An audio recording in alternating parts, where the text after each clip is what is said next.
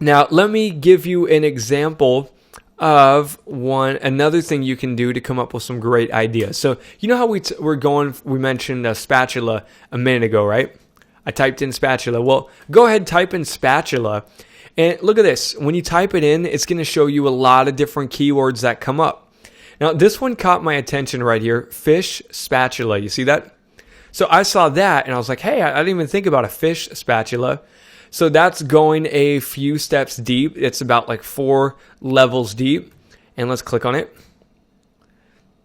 So you see here, if you look on the left, you're looking underneath kitchen and dining, spatulas, and then it's a few stages deep. It's about 4 levels deep. Now, the thing I want to show you here is that let's look. So a lot of these companies here, these brand products are not well-known brands that everybody would recognize, right? This thing is called MIU, and I've never even heard of this company before.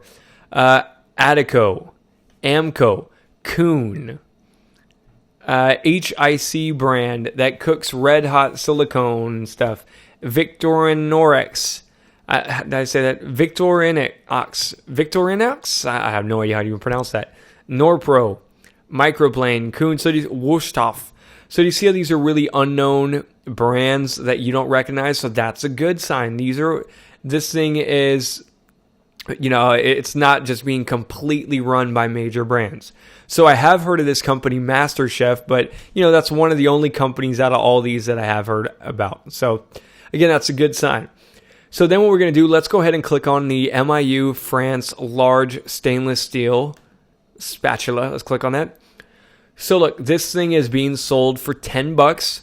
And again, I get this thing has probably a lot of markup on there. I guarantee this company probably bought this spatula for like $1, if that, and they're turning around and selling it for $10. So that's huge markup. Like, look, even if they were buying the spatula for $3 or $4, they would still be making over double their money, right? If they bought it for $4 and they're selling it for $10, well, I would do that all day, every day. That's a great move, right? So we know that there's definitely markup on this, and it's lower price, which is great. The other thing is that this is just, it's not like a major brand. If you notice, you can only buy this spatula from one company, this MIU France. And if you go down here, there's one other thing I wanted to point out. Earlier, I had mentioned that we want to look for things that are about 3 to 4 levels deep in the categories, right? So do you see kitchen and dining, kitchen utensils and gadgets, cooking utensils, spatulas. So 1, 2, 3, 4 levels deep. You see that? 4 levels deep. So 3 to 4 is good. And that's really like the sweet spot. Again, sometimes if you go up to like 5 or something, not a big deal. But again, I'm just trying to point out, don't go down like 15 levels deep, because then it's just getting too small. But 3, 4, 5, maybe even 6, it's not that big of a deal. So the other thing that I like to look for is I like to make sure that this product is a top selling product. And we know it's top selling because I went to Amazon and I looked for the best-selling products in kitchen utensils and gadgets, and one of the best-selling one was a spatula, right? So I already know that these spatulas are top-selling products. But right here, check this out. Do you see the Amazon bestseller rank? 1,593. You see that? So I like to look for things that are at, under 10,000. So that's kind of the sweet spot. If it's under 10,000, that's great. If it's, over 10,000, let's say it's like 10,000 to like 30,000 or so. Okay, that might be worth checking out. But if I can find a product that's under 10,000, that's really great, because that tells me it's making a lot of sales. Like, this thing could be making anything from like hundreds all the way up to thousands of sales a day.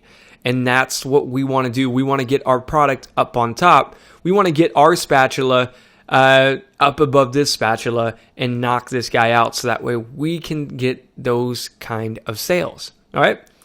So there you have it, my friends. That's really everything I do and how I pick products. Like I mentioned, go through that list that I mentioned in the other video, the things I like to look for. And as long as it matches up, this thing is durable. It's unbreakable. The thing is, it's going to be lightweight. We're going to be able to sell it for a lot more money than it cost us. We could probably buy this item with very low quantities from our manufacturer. Our manufacturer is probably not going to make us buy like 50,000 of these before they send it out. But, so we could probably buy like a handful of them, 5, 10, 20 or so.